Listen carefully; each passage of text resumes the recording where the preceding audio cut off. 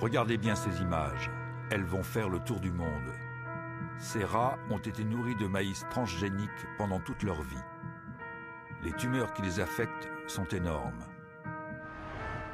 L'étude qui a permis de révéler l'impact des OGM sur la santé de ces rats vient de se terminer. Elle a bénéficié de moyens techniques et financiers exceptionnels. Pendant 2 ans, nous avons pu en suivre tout le déroulement. Après des années de doutes et de polémiques, allons-nous enfin connaître la vérité sur les OGM? Ne serions-nous pas alors face à un scandale de santé publique touchant le monde entier?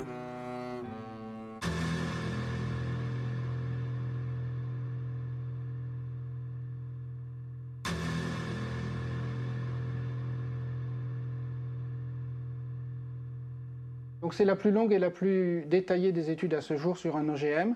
Et aussi, nous avons fait une autre étude en même temps.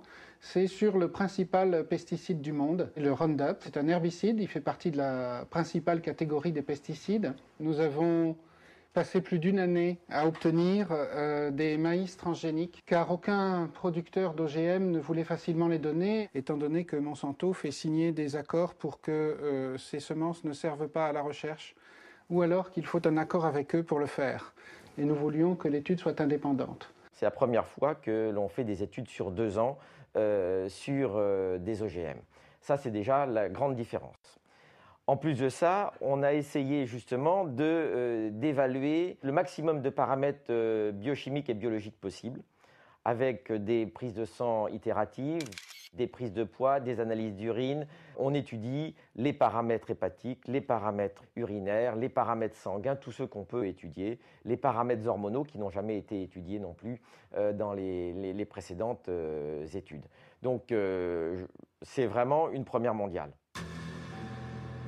Jusqu'ici, le maïs NK603, l'OGM retenu pour cette étude, n'avait été testé que pendant 3 mois, sous le seul contrôle de son fabricant, Monsanto. Quant au Roundup, également produit par la multinationale et utilisé pour la culture du maïs, seul son principe actif, le glyphosate, avait été évalué et non sa formule complète.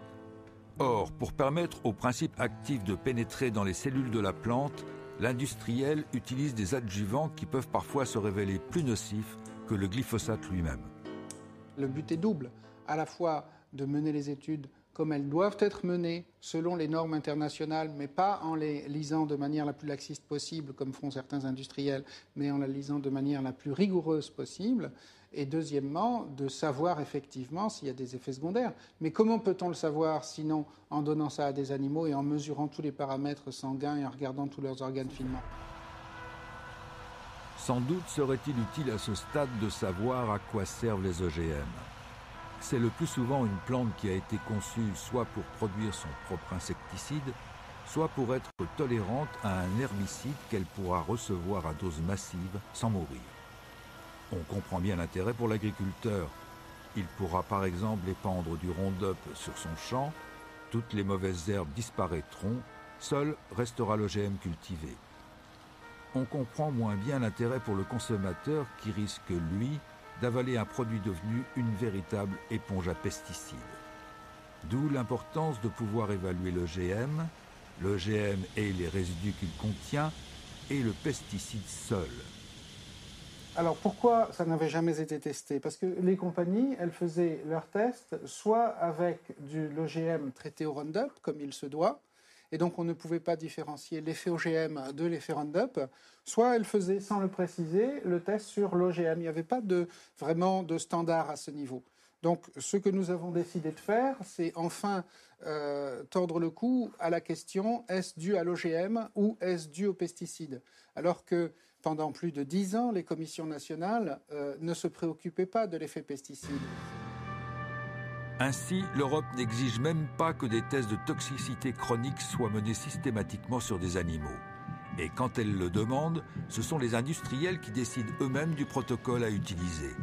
La pomme de terre Amflora, par exemple, n'a été testée que sur un groupe de 30 rats, dont 10 seulement consommaient l'OGM.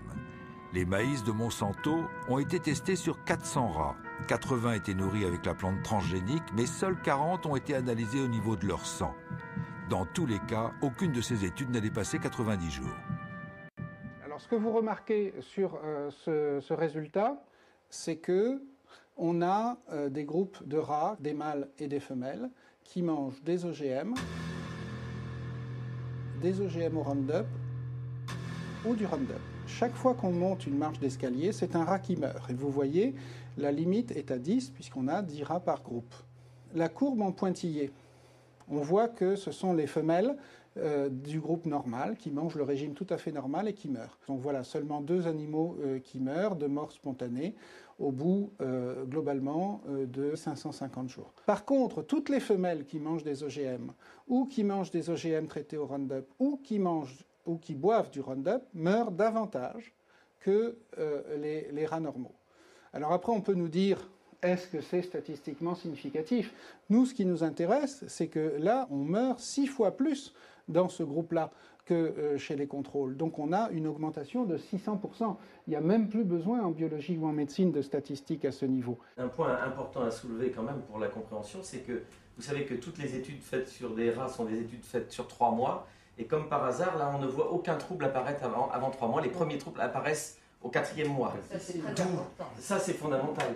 Ça veut dire que des études sur 3 mois ne servent à rien. Exactement. Si ce n'est à donner de bonne conscience. L'équipe du professeur Seralini a disséqué chacun des 200 rats pour analyser exactement ce qui affectait leurs organes. Le but, tenter de comprendre comment chacun des 3 régimes, OGM, OGM et Roundup seul, pouvait agir sur le métabolisme des animaux, particulièrement en ce qui concerne l'apparition de tumeurs qui, sans surprise, ne se développent seulement qu'après le 3e mois.